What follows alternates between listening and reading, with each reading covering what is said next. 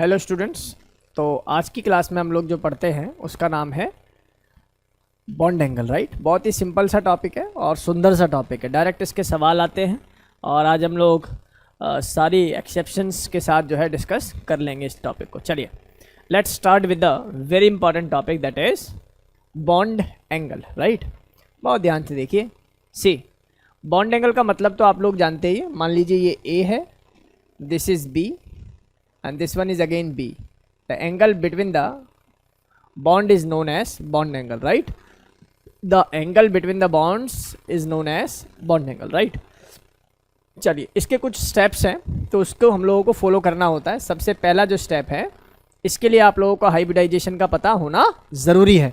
और जिन्होंने अभी तक हाइब्रिडाइजेशन का लेक्चर नहीं देखा मेरा, वो प्लेलिस्ट में जाके पहले हाइब्रिडाइजेशन का लेक्चर देख लें, right. See, calculate hybridization of each central atom very first, right. आपको पहला स्टेप क्या फॉलो करना है? सबसे पहले सेंट्रल एटम की हाइब्रिडाइजेशन को कैलकुलेट करना होता है, right.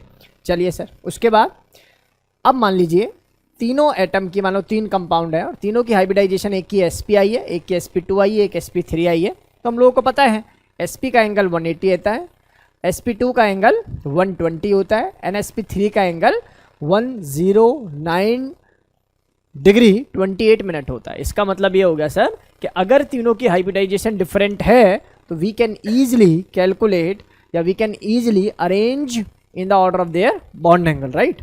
See, for an example मैं ले लेता हूँ BeCl2।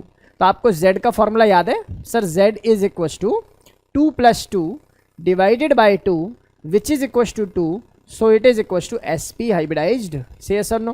Sir, this one is Z is equals to, for nitrogen it is 5 because nitrogen belongs to 15 group, right? So it is 5 + 3 divided by 2 which is equals to 4, so it is sp3. अब हम लोगों को पता है sir कि sp3 का जो angle होता है लगभग 109 डिग्री होता है, जबकि sp का एंगल होता है 180 डिग्री। अगर दोनों में से मुझे कोई अरेंज करने के लिए बोलेगा तो ऑब्वियसली BeCl2 का बॉन्ड एंगल क्या होगा? ज़्यादा होगा। पहला स्टेप सभी बच्चों को क्लियर होना चाहिए। देखिए आज की क्लास में मैं आप लोगों को बॉन्ड एंगल के बिल्कुल एक्सीड तक ले जाऊंगा, जहां पर ड्रैगो रूल को भी हम लोग डिस्कस कर लेंगे। बस आप भरोसा करिए और चीज़ों को आराम से देखिए। चलिए देखेंगे, बहुत ध्यान से चीज़ों को समझने की कोशिश करें प्यारे बच्चों। सी, सेकेंड स्टेप, मान लेते हैं कि सर हाइब्रिडाइजेशन से पता नहीं लग रहा या दोनों कंपाउंड की हाइब्रिडाइजेशन क्या आ रही है? सेम आ रही है। Then if the hybridization of the central atom are same, then आप कैलकुलेट करेंगे नंबर ऑफ लॉन पेयर। क्या कैलकुलेट करेंगे?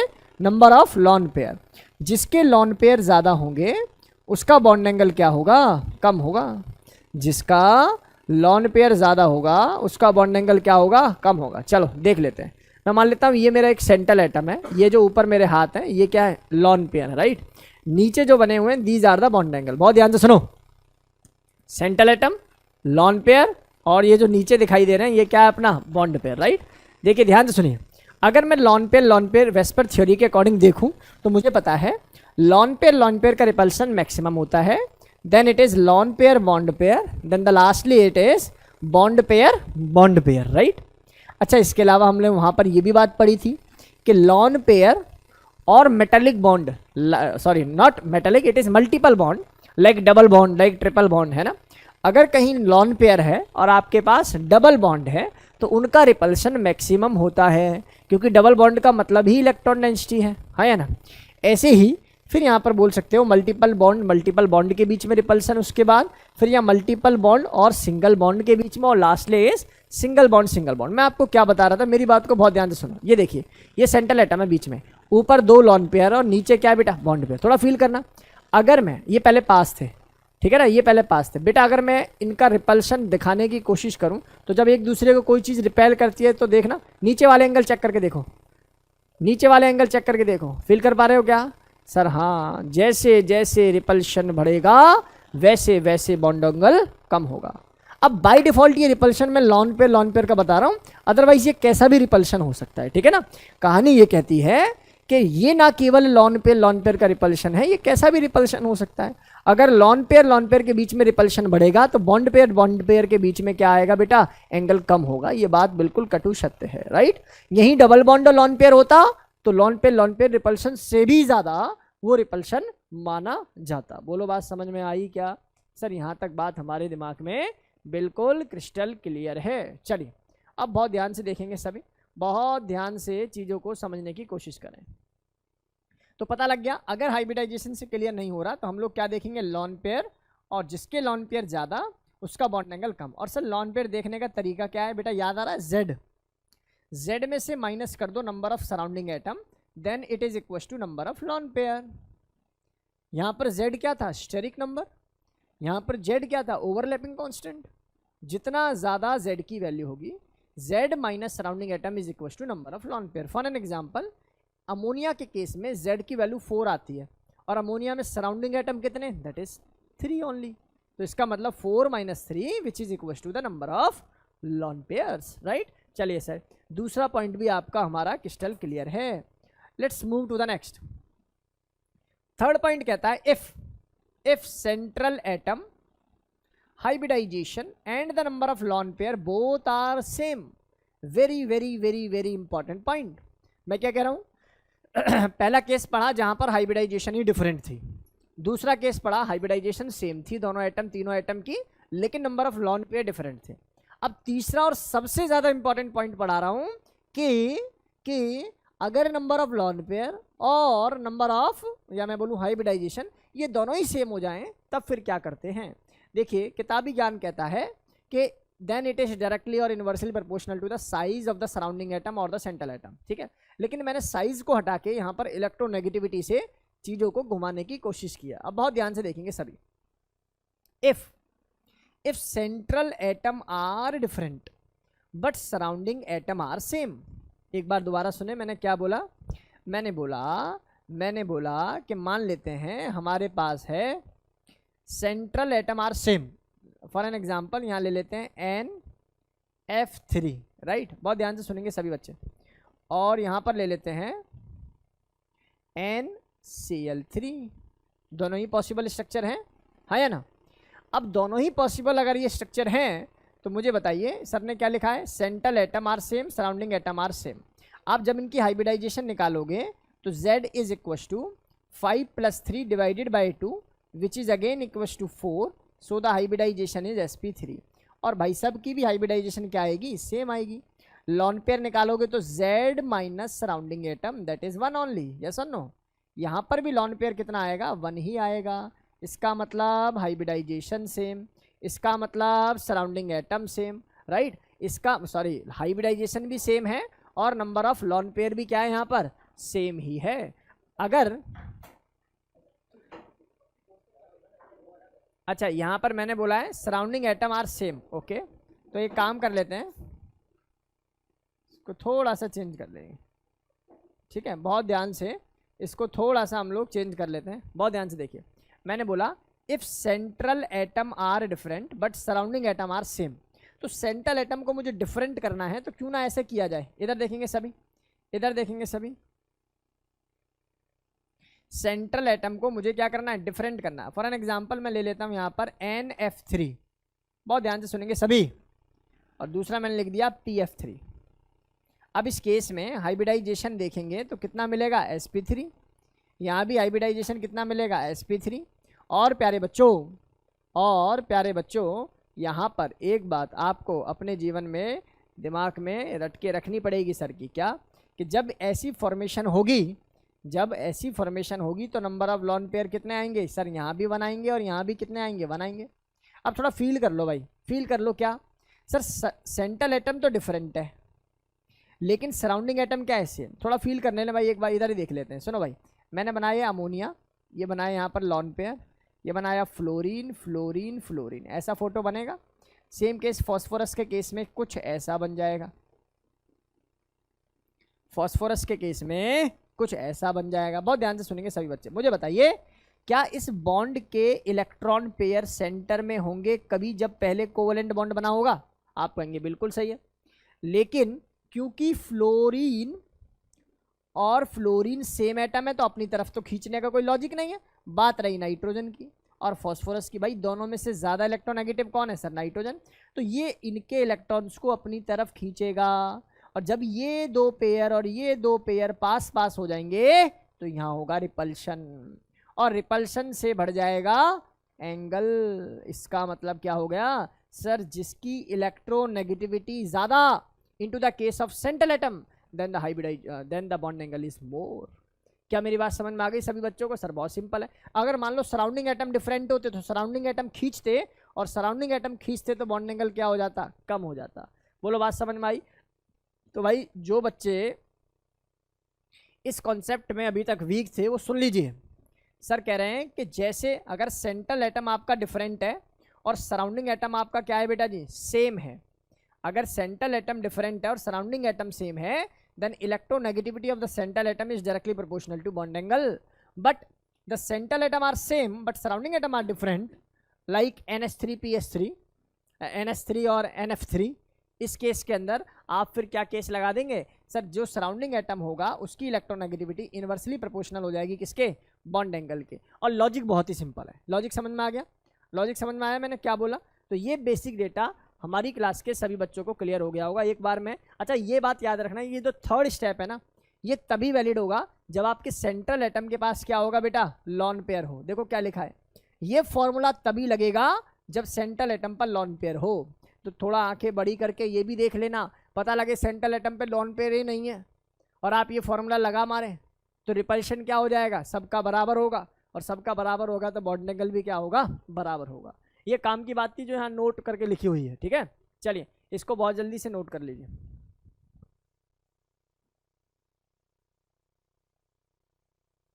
ये बात आप लोगों को समझ में आ गई होगी, सर ने क्या आप लोगों को सिखाने की कोशिश की। ऑनलाइन वाले स्टूडेंट्स बताएं, मेरी वॉइस प्रॉपर आ रही है आप लोगों तक?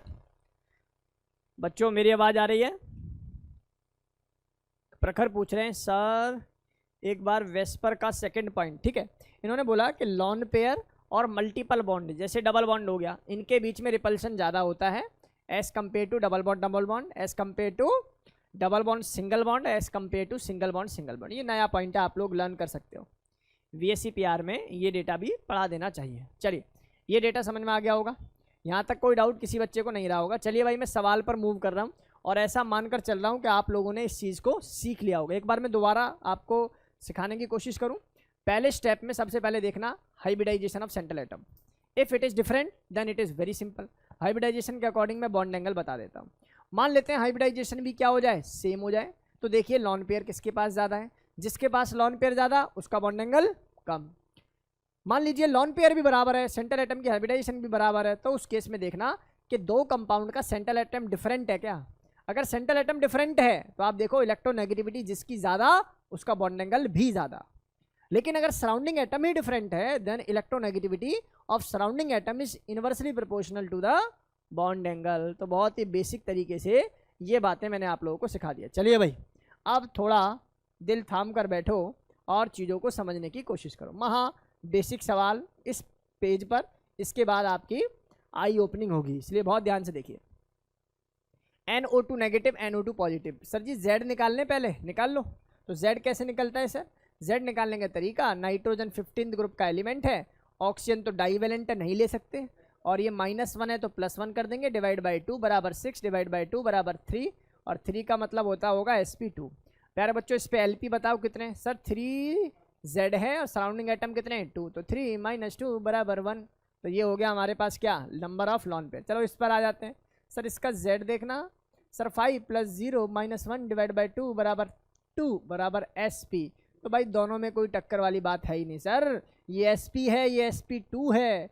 लॉन पेयर देख के करोगे क्या जब हाइब्रिडाइजेशन ही डिफरेंट होगी। और sp का एंगल कितना होता है बच्चा? 180। मान लेते हैं सर समझ में आ रहा होगा। चलो आगे मूव करते हैं, बहुत ध्यान से चीज़ों को समझने की कोशिश करो प्यारे बच्चों। अगला सवाल ये रहा आपके स्क्रीन पर। ये क्या है बेटा जी? CH4। ये क्या है? अमोनिया। ये कौन है जी? ऑक्सीजन। इधर आइए सभी। Z निकालेंगे तो मैं बता रहा हूँ इसकी वैल्यू 4 आएगी, इसकी वैल्यू 4 आएगी, इसकी वैल्यू 4 आएगी, सही है क्या? और लॉन पेयर अगर निकालने बैठ जाएंगे तो बाई 0 बाई 1 बाई 2। बोलो हाँ या ना? सर इनकी हाइब्रिडाइजेशन सेम आएगी कि नहीं आएगी? अगर z की वैल्यू 4 है देन हाइब्रिडाइजेशन इज sp3। लेकिन सर ने क्या बोला था, अगर हाइब्रिडाइजेशन सेम आ जाए तो देखिए नंबर ऑफ लॉन पेयर्स, जिसके पास ज्यादा उसका बॉन्ड एंगल कम। तो लॉन पेयर किसके ज्यादा? वाटर का। तो बॉन्ड एंगल किसका कम? वाटर का। बोलो बात समझ में आई क्या? यहाँ तक आप लोगों को ये डेटा समझ में आ गया या नहीं आ गया? बोलो भाई। अब बात कर लें SO3 और SO2। बात कर लें SO3 और SO2। सर Z निकालने का तरीका, sir sulphur belongs to which group? 16। तो 6 + 0 डिवाइड बाई 2। सर 0 क्यों लिखा? Sir it is oxygen. Sir double bond बनाता है ऑक्सीजन, डाईवैलेंट होता है ना कि मोनोवैलेंट। अब इसका मतलब ये पिक्चर क्या हो गई? 3। यहाँ देखेंगे तो ये भी पिक्चर कितनी आएगी? 3। आप देखेंगे लॉन पेयर तो कितना आएगा? 0। यहाँ देखेंगे तो लॉन पेयर कितना आएगा? 1। सर लॉन पेयर कैसे निकालते हैं भाई? 3 - 2 सराउंडिंग एटम। तो ये पिक्चर कितनी? 1। सर जिसके पास लॉन पेयर ज़्यादा उसका बॉन्ड एंगल कम। बोलो बात समझ में आई? ऑनलाइन स्टूडेंट्स बोले भाई। जो हमें अभी देख रहे हैं या आगे देखेंगे वो पूरा इफेक्टिव होकर चीज़ों को समझने की कोशिश करिए। आज के बाद बॉन्ड एंगल का सवाल नहीं IIT एडवांस जो है आप लोगों से रोक पाएगा, इसलिए बहुत ध्यान से देखिए, बहुत ध्यान से चीज़ों को समझने की कोशिश करिए। ये डेटा समझ में आया क्या? अभी तो बहुत ही बेसिक बातें हैं, अभी ये तो बहुत ही ज़्यादा बेसिक बातें हैं। बोलो हो जाएगा क्या? यहाँ तक कोई डाउट तो नहीं है? चलिए अगला सवाल देख लेते हैं। अगला सवाल ये रहा आप लोगों के सामने, देखना कितना सिंपल सवाल है। सॉल्व करने से पहले सवाल हो जाए तो मतलब समझ लो कि समझ में आ गया है। यहाँ पर कौन है जी? नाइट्रोजन। ये हो जाएगी पिक्चर 5 + 4 - 1 डिवाइड बाई 2 बराबर 8 डिवाइड बाई 2 बराबर 4। हाँ या ना? जरा लॉन पेयर बता दो हमें। 4 - 4 बराबर 0। यहाँ भी पिक्चर Z की कितनी आनी है? 4। यहाँ भी पिक्चर Z की कितनी आनी है? 4। तो लॉन पेयर कितने आने हैं? 1। यहाँ लॉन पेयर 2। जिसके पास लॉन पेयर ज़्यादा उसका बॉन्ड एंगल कम। सर बात समझ में आ गई है क्या? यहाँ तक कोई डाउट है क्या? बोलो भाई। ऑनलाइन स्टूडेंट्स, वंशिका, हाँ जी जल्दी बताओ। अनाया, अनन्या, अनमोल, देवेश, लक्ष्य, बताइए जी। रोहन, ये बेसिक डेटा है सर, है ना? ये तो हमें नहीं आएगा तो किसको समझ में आएगा? चलिए इधर आ जाइए, बहुत ध्यान से देखिए सभी। ये कौन है अपना? एक्स फैक्टर मतलब XC। तो ये पिक्चर कितनी हो जाएगी? 8, क्योंकि कौन से ग्रुप से बिलोंग करता है? 18 ग्रुप से। तो 8 + 2 डिवाइड बाई 2 बराबर 5। बोलो हाँ या ना? जरा लॉन पेयर बताना। सर 5 - 2, 5 - 2 बराबर कितना आ जाएगा? 3 आ जाएगा। कितना आ जाएगा? 3। जरा यहाँ देख लो, Z बराबर कितना? 8 डिवाइड बाई 2 बराबर 4। तो हाइब्रिडाइजेशन कितनी होनी है? सर इसकी हाइब्रिडाइजेशन हो जाएगी sp3। इन भाई साहब की कितनी हो जाएगी? sp3d। यहाँ आ जाओ। अच्छा लॉन पेयर भी बताई दो, 1 आ जाएगा। इधर आ जाओ, Z बराबर कितना? 8 + 4 डिवाइड बाई 2 बराबर 6। So the hybridization will be sp3d2 and the lone pairs are 2 only. बोलो हाँ या ना? सर कैसे पहचाने? यहाँ हाइब्रिडाइजेशन डिफरेंट है, लॉन पेयर पर जाने की जरूरत ही नहीं थी। अब हाइब्रिडाइजेशन डिफरेंट है तो फोटो बना लो भाई। VSCPR ने क्या कहा आप लोगों से? फोटो बना लो। देखो फोटो बनाते हैं। सर 5 आया मतलब TBP होना चाहिए कि नहीं होना चाहिए? बोलो हाँ या ना? सर लॉन पेयर 3 आ गए तो सर ने बोला होगा कभी जीवन में TBP के अंदर इक्विटोरियल पर क्या आते हैं? Lone pair. इसका मतलब शेप बताओ मुझे, लीनियर है क्या? और लीनियर का एंगल कितना? 180, सबसे ज़्यादा होने वाला ये। तो ये बात समझ में आई मैंने क्या बोला? मैंने बोला यहाँ 3 लॉन पेयर हैं तो आप फोटो बना लो। लॉन पेयर तो एंगल नहीं होता, बॉन्ड के बीच में एंगल है। तो बॉन्ड के बीच में एंगल देखा तो 180 आ रहा था। कुछ नहीं होगा। आप ये बताइए शेप देखिए पहले भाई। शेप अगर मैं देखूं तो क्या बनेगी? लीनियर बनेगी ना। टेक्निकली होता क्या है, इस लॉन पेयर का नेट इफेक्टिव इधर जाता है। डाइपोल जब हम लोग पढ़ेंगे तो ये बात सिखा देंगे। इधर आइए, यहाँ देखेंगे तो इसका फोटो कैसे बनेगा sp3 का? सर ये कुछ ऐसे बनेगा। यहाँ बना दो लॉन पेयर, यहाँ बना दो डबल बॉन्डो, यहाँ बना दो डबल बॉन्डो, यहाँ बना दो डबल बॉन्डो। तो कोई दिक्कत वाली बात नहीं है। इसका देखना जरा, इसका एंगल कितना होगा जी? सर कितना भी होगा सर, इससे तो कम ही होगा। हाँ या ना? इस भाई से तो क्या होगा? कम ही होगा। जरा यहाँ आ जाते हैं, यहाँ देखना जरा ध्यान से। ये XC है, ये F बनेगा, ये F बनेगा, ये F बनेगा, ये F बनेगा। और यहाँ कितना एंगल हो जाएगा बेटा जी? सर यहाँ तो आप अंधों को पता लग रहा है ये एंगल लगभग 90 है। बोलो हाँ या ना?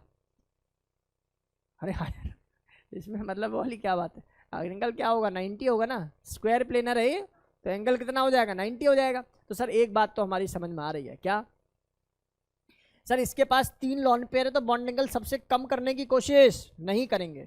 कॉन्सेप्ट समझेंगे, अगर हाइब्रिडाइजेशन सेम होता तब ये काम करता, अगर हाइब्रिडाइजेशन ही डिफरेंट है देन फोटो बनाना पड़ेगा, और फोटो बनाने से पता लग रहा है ये 90 करीब है, ये 107 108 करीब हैं, और ये भाई साहब अपने 180 हैं। तो भाई पिक्चर क्लियर है या नहीं, बोलिए। अरे डेटा क्लियर है, ऑनलाइन ऑफलाइन दोनों, बताइए भाई क्या ये बात समझ में आ रही है सभी को? तो बहुत जल्दी से इसको नोट कर लीजिए। चलिए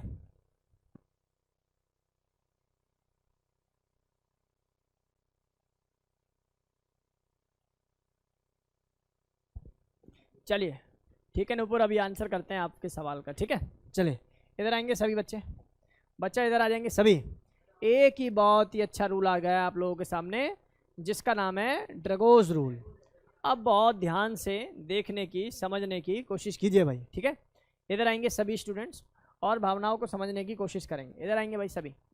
एक रूल जिसका नाम है ड्रैगोज रूल। एक्चुअली ना इसने बोला देखो भाई जो पॉली आप जो बोल रहे हो ना कि हर ऑर्बिटल की ओवरलैपिंग पॉसिबल है, ऐसा है नहीं। आप हर चीज़ में हाइब्रिडाइजेशन कॉन्सेप्ट को मत लाओ। उन्होंने बोला नहीं हर ऑर्बिटल जो है वो ओवरलैपिंग करता है या हर बॉन्डिंग में ओवरलैपिंग होती है कोवेलेंट बॉन्ड के अंदर। तो उन्होंने बोला नहीं ऐसा नहीं है, जो आप कह रहे हैं ये केवल और केवल सेकंड पीरियड एलिमेंट तक ही वैलिड है, लेकिन आप थर्ड ऑनवर्ड देखें तो आपको स्पेसिफिक सराउंडिंग एटम लाने पड़ेंगे फॉर ओवरलैपिंग। अब तो लोगों में खलबली मच चुकी थी, बोला यार ये तो हाइब्रिडाइजेशन को फेल करने आ चुका है। तो उन्होंने कुछ बातें अपनी थीसिस में कही, उनको समझे। सबसे पहली बात एंगल से समझेंगे। जब अमोनिया का एंगल निकाला बॉन्ड एंगल तो मिला 107 डिग्री, ठीक है बेटा। लेकिन जब वाटर का निकाला एंगल मिला कितना 105। लोग तालियां बजाने लगे कि देखा लॉन पेयर की वजह से हो रहा है या नहीं हो रहा, यहाँ डबल लॉन पेयर है या एक ही लॉन पेयर है, जहाँ लॉन पेयर ज़्यादा उसका एंगल क्या हो जाएगा कम, हैंस प्रूव। खुश होने लगे। इन्होंने बोला नीचे आओ। नीचे आए तो कौन मिला PS3। उसका एंगल देखा तो कितना मिला 93 डिग्री। इससे नीचे आए एंगल देखा कितना मिला 92 डिग्री। इससे नीचे आए तो कितना मिला 91 डिग्री। और थोड़ा सा नीचे आ जाओगे तो अप्रॉक्स 90 क्या 90 ही है, ऐसा मानकर चलो। तो कंसर्न क्या है, कंसर्न क्या है, कंसर्न ये है कि इन्होंने बोला कि भाई देख यहाँ एंगल एक एक बढ़ रहा है और अचानक से सडन इंक्रीज कैसा, यहाँ एंगल एक एक बढ़ रहा है, यहाँ अचानक से एंगल क्यों बढ़ा। बात समझ में आई या नहीं आई? तो इसका लॉजिक क्या दिया, इसका लॉजिक दिया कि देखो जहाँ ये वाले एंगल्स आ रहे हैं, यानी कि आप लोग जानते हो ये सेकंड पीरियड का एलिमेंट है भाई अपना, थर्ड पीरियड का, ये फोर्थ पीरियड का, ये फिफ्थ पीरियड का है ना। तो कहानी कुछ ऐसी गाई गई कि अगर मैं सेकंड पीरियड के एलिमेंट के बाद के एलिमेंट में हाइब्रिडाइजेशन देख रहा हूं तो पहली बात तो हाइब्रिडाइजेशन होगी ही नहीं, there is no overlapping as such. लेकिन कुछ स्पेशल केसेस जैसे फ्लोरीन, जैसे ऑक्सीजन, जैसे नाइट्रोजन, जैसे ब्रोमीन, कुछ ऐसे एलिमेंट जिनकी इलेक्ट्रोनेगेटिविटी 2.5 से क्या है 2.5 से इलेक्ट्रोनेगेटिविटी क्या होनी चाहिए बेटा, कम होनी चाहिए। अगर 2.5 से इलेक्ट्रोनेगेटिविटी कम है तो हाइब्रिडाइजेशन नहीं होगी, और 2.5 से ज़्यादा है तो यस देयर में बी फॉर्मेशन ऑफ हाइब्रिडाइजेशन। क्या मेरी बात समझ में आई या नहीं है? एक बार फिर से देख लो मैंने क्या लिखा है। मैंने लिखा है अच्छा इस केस में क्या होता है, यहाँ ऐसा बोला गया है कि यहाँ पर प्योरली p ऑर्बिटल पार्टिसिपेशन करते हैं, प्योरली p ऑर्बिटल पार्टिसिपेशन करते हैं। क्लियर मेरी बात समझ में? और p ऑर्बिटल अगर पार्टिसिपेशन करेंगे तो एंगल अप्रॉक्स कितना होना जरूरी है 90 डिग्री। कितना एंगल होना चाहिए 90 डिग्री। चलिए देखिए मैंने लिखा हुआ है यहाँ elements of third periods and below then third period do not show hybridization, there must be a condition that central atom must have lone pair। Soon low important है, सेंट्रल एटम के पास hybrid lawn pair का होना जरूरी है। ड्रैगोज rule तभी लगेगा, no hybridisation तभी होगी जब सेंट्रल एटम के पास लॉन पेयर होंगे। काम तो अच्छे बता रहे हैं सर, है ना, ये तो नहीं पढ़ा हम लोगों ने। देखो नो हाइब्रिडाइजेशन इज अकर किस केस के अंदर, थर्ड पीरियड ऑनवर्ड। आप देख रहे हो if the surrounding atom is the electronegativity of surrounding atom is lesser than 2.5, अगर सराउंडिंग एटम की इलेक्ट्रोनेगेटिविटी 2.5 यानी कि 2.5 से कम है, जैसे कार्बन हो गया, जैसे हाइड्रोजन हो गया, ये एलिमेंट अगर एज ए सराउंडिंग एटम है तो उस केस के अंदर क्या हो जाएगा बेटा जी, उस केस के अंदर कोई हाइब्रिडाइजेशन नहीं होगी। और एंगल कितना मानकर चलना पड़ेगा आप लोगों को, approx 90। So the bond angle will be approx 90 degree. आप बात को समझ पाए या नहीं समझ पाए, थोड़ा फील करना चाहोगे? लो, ये एनसीईआरटी का सवाल है भाई, मेरा नहीं है। अब इसके अनेक प्रकार के आंसर आप लोग दे पाएंगे। क्लास 12th का सवाल है ये, ठीक है। क्लास 11th में आप लोगों से पूछ रहा हूँ और देखना क्या हाइब्रिडाइजेशन कॉन्सेप्ट लग रहा है या नहीं लग रहा, चेक करना भाई। मैं कह रहा हूँ YSF6 फॉर्म या exist but HSH6 is not. तो समझ में आ गया नहीं आ गया? Sir sulphur belongs to third period, surrounding atom must be higher electronegative than 2.5। बोलो हाँ या ना? इसका मतलब अगर हायर इलेक्ट्रोनेगेटिव होगा तभी हाइब्रिडाइजेशन होगी, तभी बॉन्ड फॉर्मेशन होगी। क्या बात समझ में आई या नहीं आई? इसीलिए SF6 तो फॉर्म हो सकता है लेकिन SH6 फॉर्म नहीं हो सकता। गेम आ गया समझ में? बोल दो। अगर मैं बात करूं YPF5 exist but TH6 PPF5 doesn't, Y? तो इसका आंसर क्या होगा सर? सेम हो जाएगा। इसका आंसर क्या हो जाएगा? सेम हो जाएगा कि सर फ्लोरीन ज़्यादा इलेक्ट्रोनेगेटिव है तो ओवरलैपिंग पॉसिबल है, लेकिन हाइड्रोजन इतना इलेक्ट्रोनेगेटिव है ही नहीं कि इलेक्ट्रॉन पेयर के साथ क्या कर ले, बॉन्ड फॉर्मेशन कर ले। बोलो बात समझ में आई क्या? अगला सवाल देखो, ये जेई का पूछा हुआ सवाल है, आप लोग बताएंगे, मल्टीपल करेक्ट हो सकता है। आ जाओ इधर, इधर सुन लो पहले ध्यान से। सवाल क्या है? व्हाट विच हैज़ और have bond angle close to 90 degree. समझ में आ गया क्या करना है आंसर? बड़ा ही सिंपल है। क्या सर? पहली बात तो सेकंड पीरियड के एलिमेंट्स को नहीं देखना, थर्ड पीरियड ऑनवर्ड देखेंगे। और थर्ड पीरियड ऑनवर्ड में जो मुझे दिखाई दे रहा है वो दिखाई दे रहा है सर, एक तो ये दिखाई दे रहा है सर, एक ये भी दिखाई दे रहा है, अरे ये तो खत्म, ऑक्सीजन है, हाँ या ना? और ये भी तो थर्ड पीरियड है। अब फिर क्या देखेंगे सर? सराउंडिंग एटम देखेंगे। क्या देखेंगे? सराउंडिंग एटम देखेंगे। और सराउंडिंग एटम की इलेक्ट्रोनेगेटिविटी 2.5 या 2.5 से कम होनी चाहिए। और अगर ऐसा होगा तो 90 डिग्री के अप्रॉक्स एंगल होना चाहिए। तो सर यहाँ तो फ्लोरीन है सर, काट दो। सर यहाँ हाइड्रोजन है, टिक मार दो। सर यहाँ पर कार्बन ही है, क्या बोलेंगे सर? टिक मारो। 2.5 बोलो हाँ या ना? अरे गेम समझ में आई? अच्छा, ईथर होता है ऑक्सीजन CH3 थायो वर्ड क्या यूज करते हैं? थायो ईथर इज व्हाट? ऑक्सीजन को रिप्लेस कर दो सल्फर से, देन इट इज थायो। नहीं ये बात समझ में? इसका नाम क्या हो जाएगा? इसका नाम हो जाएगा थायो ईथर, जो डायरेक्टली अटैच्ड एटम होता है। जैसे अगर मैं इसका फोटो बनाने की कोशिश करूँ, ये सल्फर है तो यहाँ आ जाएगा C2H5। भाई डायरेक्टली अटैच्ड कौन है? Carbon, C2H5। तो मुझे किसकी इलेक्ट्रोनेगेटिविटी देखनी है? बाइयों की देखनी है। बोलो बात समझ में आई क्या? तो पता लग गया कि इन दोनों का एंगल अप्रॉक्स कितना होना चाहिए? 90 के अप्रॉक्स होना चाहिए। नॉट एग्जैक्ट बोल नहीं सकते, हाँ आप ये बोलेंगे कि सर 90 के अराउंड एंगल होना चाहिए। बोलो बात समझ में आई क्या? ऑनलाइन वाले स्टूडेंट्स भी बता दें हमें, ऐसा ना हो बस हम अपना ही रिवीजन कर रहे हो। बात समझ में आ रही है नहीं आ रही? बोलिए।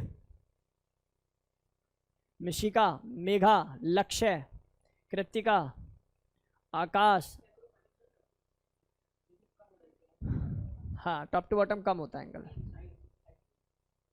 बॉन्ड लेंथ के बढ़ने से बॉन्ड एंगल कम होता है, ऐसे मानकर चलो। हाँ चलिए जी आगे चलो। अब चलो अमोनिया और NF3 में बात कर लें। सुनो सुनो सुनो सर, देखो नाइट्रोजन का केस बड़ा सिंपल है। ये 5 + 3 / 2 तो पिक्चर आ जाएगी 4, हाइब्रिडाइजेशन आ जाएगी sp3, लॉन पेयर बाबूजी कितने आ जाएंगे सर? 4 - 3 = 1। यहाँ आ जाओ, z की वैल्यू कितनी आ जाएगी सर? 5 + 3 / 2 = 4 = sp3, हाँ या ना? अब लॉन पेयर की बात कर लेते हैं। लॉन पेयर कितना आ जाएगा? 4 - 3 = 1। बोलो बात समझ में आई क्या? सर दोनों चीज़ें बराबर है तो क्या देखना चाहिए सर? इस केस में देखेंगे सराउंडिंग एटम।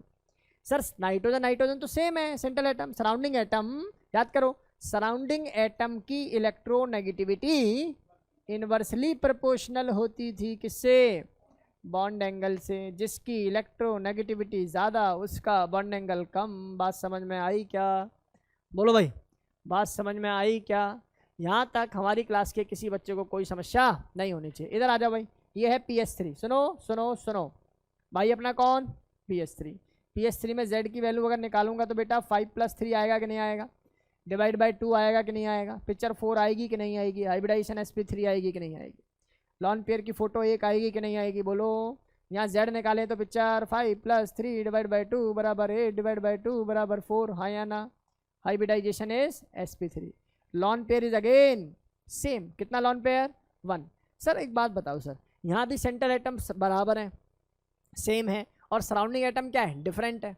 तो सराउंडिंग एटम की electronegativity is inversely proportional to bond angle. तो सर जिसकी इलेक्ट्रोनेगेटिविटी ज़्यादा उसका एंगल कम।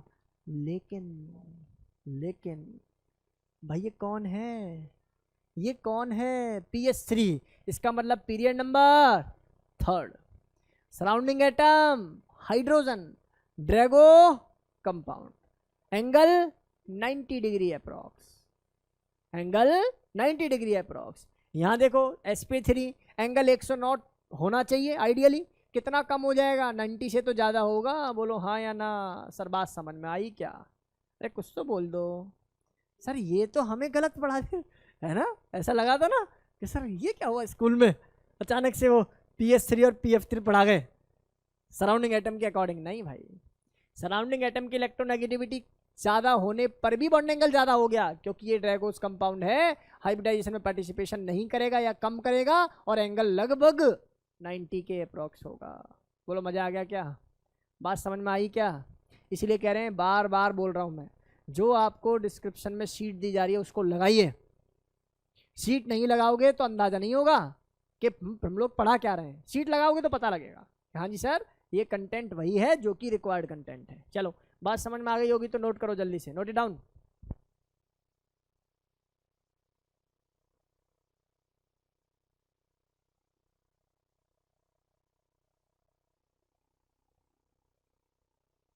चलिए भाई आगे देखें, आगे आ जाइए भाई, आइए।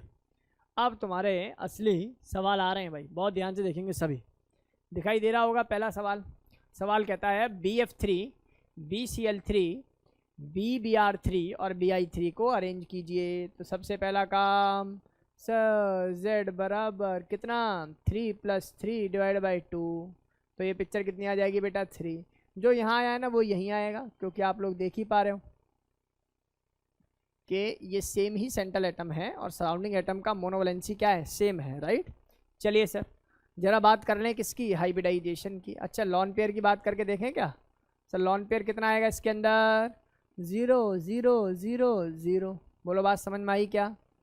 तो लॉन पेयर भी सेम, हाइब्रिडाइजेशन भी सेम, तो भाई इस सवाल का आंसर क्या होना चाहिए बताइए, क्या आंसर होना चाहिए जल्दी बताइए। सर आपने पढ़ाया था अगर सेंट्रल एटम सेम है सराउंडिंग एटम डिफरेंट है, तो सराउंडिंग एटम की इलेक्ट्रोनेगेटिविटी इन्वर्सली प्रोपोर्शनल होती है किसके, बॉन्ड एंगल के।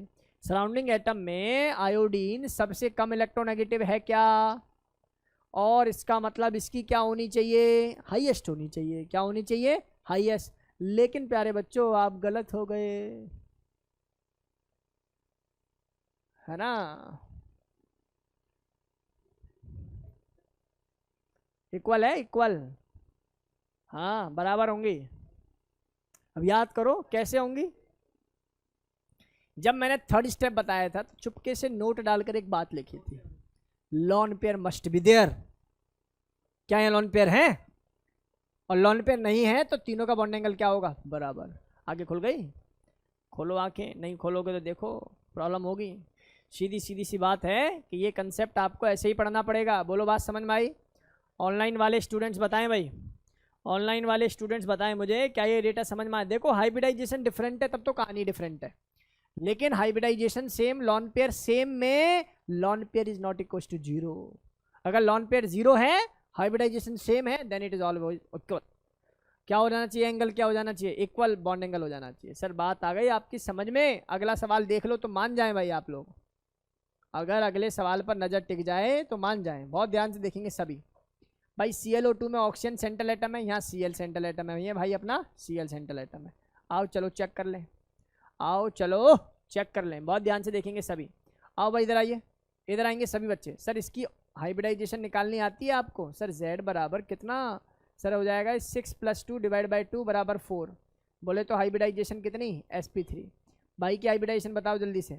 सर ये हो जाएगा 7 + 1 / 2 = 4, यानी कि again the hybridization is sp3। यहाँ आ जाओ, यहाँ आ जाइए, यहाँ आ जाइए। यहाँ पर अगर मैं हाइब्रिडाइजेशन देखूंगा तो कितनी वैल्यू आएगी यहाँ पर मेरे पास? बोलो सर। यहाँ पर अगर मैं हाइब्रिडाइजेशन देखूँ, सुन लो ध्यान से सुन लो भाई, यहाँ अगर मैं हाइब्रिडाइजेशन देखूंगा तो वैल्यू कितनी आएगी जल्दी से बता दो मुझे।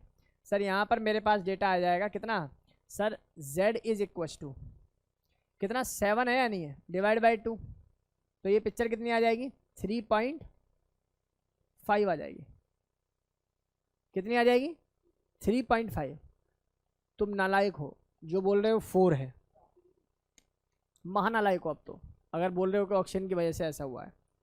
तुम्हें किसी बड़े टीचर ने क्या ऐसा नहीं पढ़ाया कि Cl O2 के पास होता है और नंबर ऑफ इलेक्ट्रॉन जो कि d सब शेल में घूम रहा होता है? अरे सर ये तो मज़ा आ गया सर, मज़ा आ गया है ना।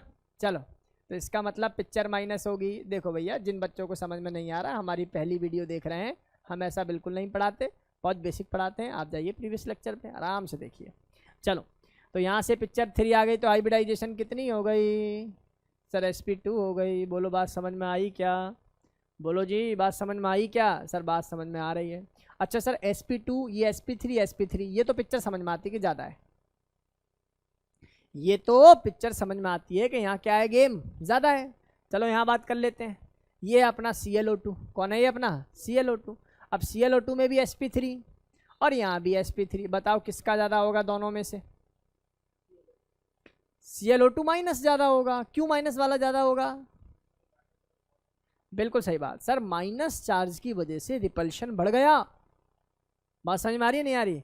तो बॉन्ड लेंथ बढ़ने की वजह से क्या होगा? रिपल्शन क्या हो गया? नेगेटिव चार्ज है, डबल बॉन्ड की फॉर्मेशन आ गई, तो एंगल क्या हो गया बेटा जी? बढ़ गया।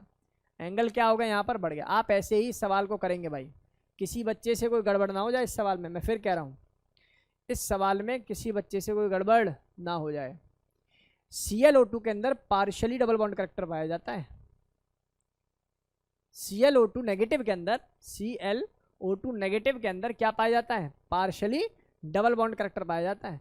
जबकि दूसरे के अंदर पाया जाएगा कौन? Single bond. तो जो सिंगल बॉन्ड होता है उसकी बॉन्ड लेंथ ज़्यादा होती है, तो बॉन्ड एंगल क्या होना चाहिए? कम। रिलेशन क्या है? Bond angle is inversely proportional to bond length. आपको शायद ये बात मेरी समझ में आ गई होगी। इसकी फोटो बनाने की ज़रूरत नहीं है, मेन काम था ये, है ना। ये फंसाता है बच्चे को, इसलिए मुझे यहाँ पर इसको जो है सिखाना पड़ गया। यहाँ पर जो है इसलिए मुझे इसको सिखाना पड़ गया। कोई दिक्कत तो नहीं है इसमें?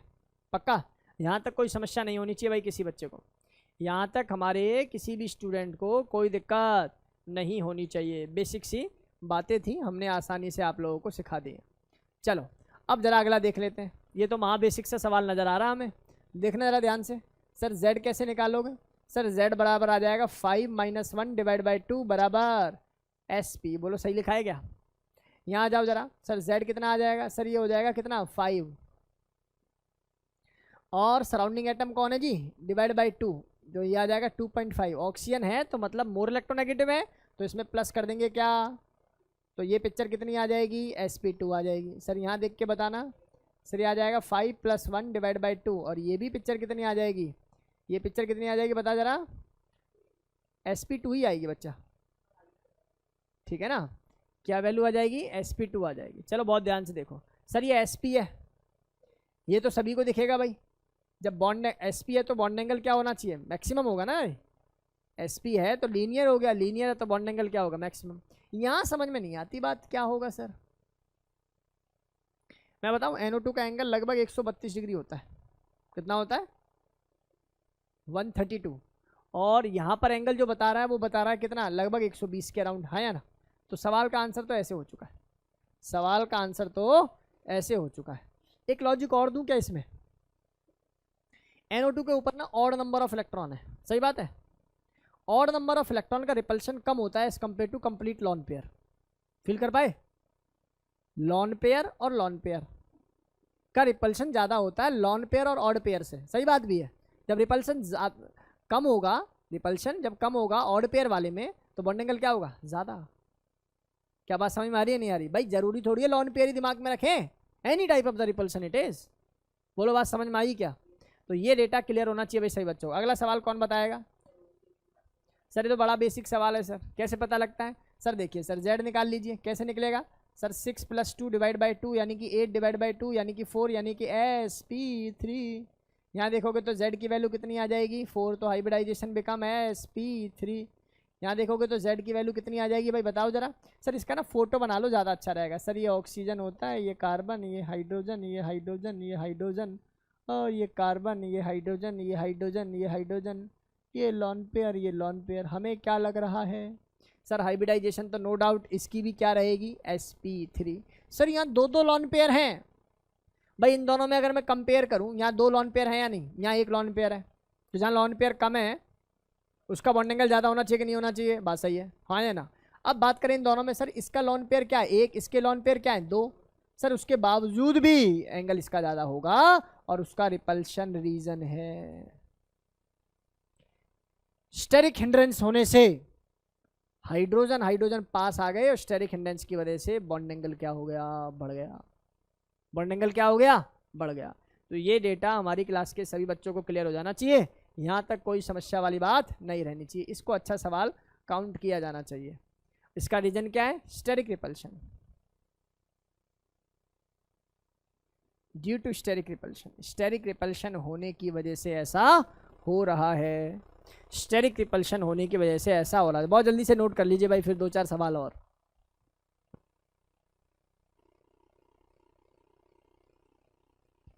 चलो जी इसके आगे मूव करते हैं। होप आप लोगों ने नोट कर लिया होगा या स्क्रीनशॉट ले लिया होगा। चलें जी आगे, बहुत ध्यान से देखिए। अगले सवाल ये रहे आप लोगों के सामने। देखो बड़ा ही सिंपल सा सवाल है, मुझे उम्मीद है कि इसका आंसर आप लोग दे दोगे। z निकालेंगे तो पिक्चर 4 + 4 डिवाइड बाई 2 बराबर 4। ये भी पिक्चर 4, ये भी पिक्चर 4, सारी पिक्चर 4। Lone pair become 0 0 0। बोलो हीरो, समझ में आई क्या? तो सर अगर हाइब्रिडाइजेशन और लॉन पेयर, अगर हाइब्रिडाइजेशन और लॉन पेयर दोनों सेम होते हैं तो उस केस में सराउंडिंग एटम देखते हैं क्या? सर सराउंडिंग एटम भी सेम है? नहीं, सराउंडिंग एटम डिफरेंट है। तो जिसके सराउंडिंग एटम की इलेक्ट्रोनेगेटिविटी ज़्यादा उसका बॉन्ड एंगल कम होना चाहिए, उसका बॉन्ड एंगल क्या होना चाहिए? कम होना चाहिए। लेकिन प्यारे बच्चों ये वो केस है ही नहीं। अरे सुंदर, बहुत सुंदर। ऐसे ही बच्चे चाहिए बस हमें जीवन में पढ़ाने के लिए, है ना? मेंशन कर दूँ मैं। चलो तो ये बात समझ में आ गई होगी, यहाँ तक कोई डाउट किसी स्टूडेंट को नहीं रहा होगा। चलो भाई अगली बात समझा देते हैं। एक आ रहा है SOF2, एक आ रहा है SOCl2, एक आ रहा है SOBr2। चलो भाई इधर आ जाओ। सल्फर सेंट्रल एटम होगा। सर आपको कैसे पता लगता है? ऑक्सीजन क्यों नहीं होगा? लेस इलेक्ट्रोनेगेटिव ही क्या पाए जाएंगे यहाँ पर? Central atom. चलो भाई Z देखो जरा। सल्फर तुम कौन से ग्रुप से बिलोंग करते हो? 16। तो मतलब तुम्हारा वैलेंशियल इलेक्ट्रॉन कितना होना चाहिए? 6 plus how many monovalent atom of? तो यहाँ पर ऑक्सीजन का तो 0, लेकिन फ्लोरीन ऑब्वियसली मोनोवेलेंट एटम है, तो डिवाइड बाई +2 डिवाइड बाई 2। तो ये पिक्चर 4, ये भी पिक्चर 4, ये भी पिक्चर 4। और लॉन पेयर चेक कर लो क्या? यहाँ लॉन पेयर चेक करेंगे तो सेम को बोल रहा है नलायक को क्या? 4 - 3 1। तो लॉन पेयर कितना आएगा? 1। लॉन पेयर कितना आएगा? 1। सर गेम समझ में आया क्या? सर बहुत ही अच्छी तरह। लॉन पेयर 3 नहीं 1, 4 - 3, सराउंडिंग एटम इज 3, 4 - 3, तो ये वैल्यू कितनी आ गई? 1 आ गई। तो डेटा समझ में आ गया। अब मेरे पास सारा कुछ है, अब मुझे आंसर निकालना है। आंसर कैसे निकालेंगे बताओ जरा, बहादुर बताओ। सर सराउंडिंग एटम देखेंगे, सेंट्रल एटम तो सेम है, सराउंडिंग एटम देखेंगे और सराउंडिंग एटम के अंदर देखेंगे ज़्यादा इलेक्ट्रोनेगेटिव जो होगा उसका बॉन्ड एंगल क्या होगा? कम होगा। सेंट्रल एटम अगर डिफरेंट होते तो सेंट्रल एटम जो ज़्यादा इलेक्ट्रोनेगेटिव है उसका बॉन्ड एंगल ज़्यादा होता, लेकिन सराउंडिंग एटम क्योंकि इलेक्ट्रॉन को खींचता है, रिपल्शन कम, बॉन्ड एंगल कम हो जाता है। बोलो बात समझ में आई क्या? तो सबसे ज़्यादा किसका होना चाहिए? सर क्योंकि इसकी इलेक्ट्रोनेगेटिविटी कम है तो एंगल क्या होना चाहिए? ज़्यादा होना चाहिए। बोलो बात समझ में आई? लो आप लोगों को थोड़ा सा घुमा देता हूँ, इधर आओ, इधर देखो सभी, इनका फोटो बना के दिखा रहा हूँ। तुम सल्फर हो, तुम्हारे साथ डबल बॉन्ड ऑक्सीजन है, तुम्हें फ्लोरीन और फ्लोरीन के साथ जुड़ना होगा। तुम सल्फर हो, डबल बॉन्ड O है, तुम्हें क्लोरीन और क्लोरीन के साथ जुड़ना होगा। अगर बात करें यहाँ पे तो तुम सल्फर हो, डबल बॉन्ड O और Br के साथ जुड़ना होगा।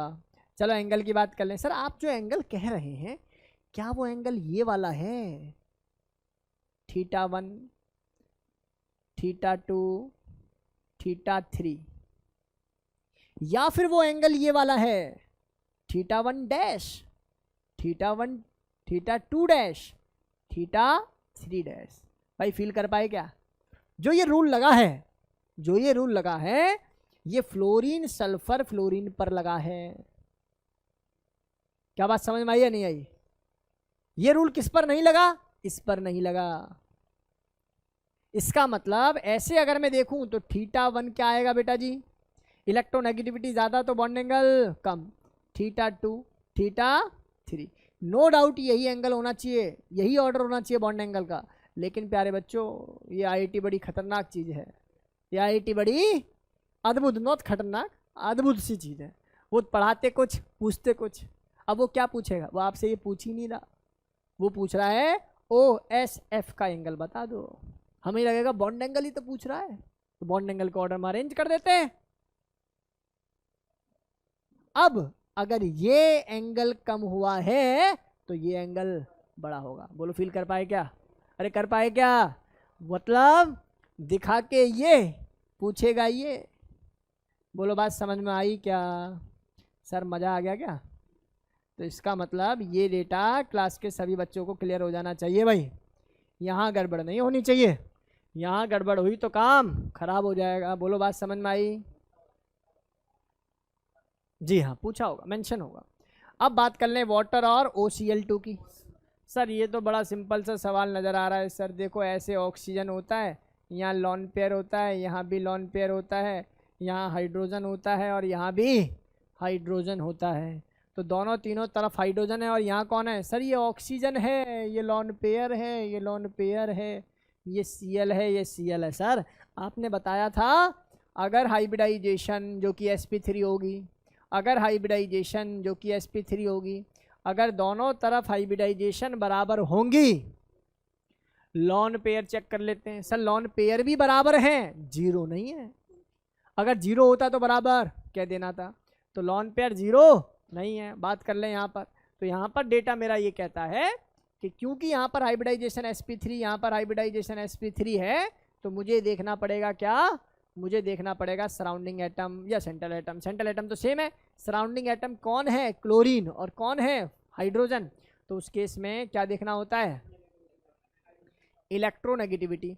भैया हाइड्रोजन की कम है और क्लोरीन की ज़्यादा है। गलत होगा आंसर इससे। क्लोरीन का साइज बड़ा, और बड़े से क्या हुआ? बड़े से बड़ा रिपल्शन। नहीं आई बात समझ में? मतलब यहाँ हो गया क्या? रिपल्शन, और रिपल्शन होने की वजह से आंसर बदल गया। सर बड़ा ना केमिस्ट्री में बस इसीलिए मन नहीं लगता। अच्छा पढ़ाओ तो एक्सेप्शन है ना, बेसिक पढ़ाओ तो सर नो सिलेक्शन, तो बड़ी दिक्कत है ना। हाँ और भी केस हो सकते हैं। इसलिए एनसीईआरटी क्या कहती है? एनसीईआरटी इलेक्ट्रोनेगेटिविटी का नाम ही नहीं लेती। एनसीईआरटी कहती है size of surrounding atom, size of surrounding atom, size of surrounding atom is directly proportional to bond angle. अगर वो बात यहाँ अप्लाई करूँ तो लग रही है या ना, सेफ साइड में। लेकिन बड़े बड़े सवाल फिर नहीं होंगे उससे। जब इलेक्ट्रोनेगेटिविटी के सवाल आएंगे तो हम लोगों को यहाँ तक कोई दिक्कत नहीं होनी चाहिए। बेसिक सी बातें हैं, ऐसे ही जैसे पढ़ाया बेटा ऐसे ही लर्न करके रखो, ऐसे ही कवर होंगे बाकी सवाल। बाकी आप लोगों को एक शीट दी जा रही है, अच्छी तरीके से वो शीट जो है आप लोग कवर करेंगे। अगला सवाल तो महा बेसिक है, समझाऊंगे, समझ में आ चुका है। सर यहाँ भी इलेक्ट्रोनेगेटिविटी लगा सकते हो क्या? बिल्कुल नहीं। क्या लगेगा? Size, size of surrounding atom. देख रहे हो आप लोग, बढ़ता चला जा रहा है। जैसे जैसे बढ़ेगा वैसे वैसे स्टेरिक हिंड्रेंस भी बढ़ेगी, और जैसे जैसे रिपल्शन का फैक्टर, भाई बॉन्ड पेयर में रिपल्शन है ना, तो टेक्निकली एंगल क्या हो जाएगा? बढ़ जाएगा। एंगल बढ़ जाएगा तो आंसर आ जाएगा क्या? बोले भाई क्या आंसर आ जाएगा? तो ये रहा आप लोगों के बॉन्ड एंगल के धुआंधार सवाल, है ना। बढ़िया तरीके से ये डेटा आप लोग सीख गए। अब क्या काम करना है? देखिए मुझे नहीं पता कि ऑनलाइन ऑफलाइन कितना कंटेंट पढ़ा रहे हैं, लेकिन मुझे अपना पता है कि जो मैं आप लोगों को प्रोवाइड करा रहा हूँ दिस इज़ बेस्ट। ठीक है ना। ठीक तरीके से कवर कर लो, आप लोगों का सिलेक्शन हो जाएगा। ठीक है, पढ़ने पढ़ाने के लिए तो IIT जैम का पढ़ाने लगो, नेट का पढ़ाने लगो, गेट का पढ़ाने लगो, लेकिन उसका कोई औचित्य नहीं बनता। बेसिक तरीके से भी चीज़ों को सॉल्व किया जा सकता है। अच्छी तरीके से सीट को कवर करिए। आज की क्लास के लिए इतना ही। Thank you so much.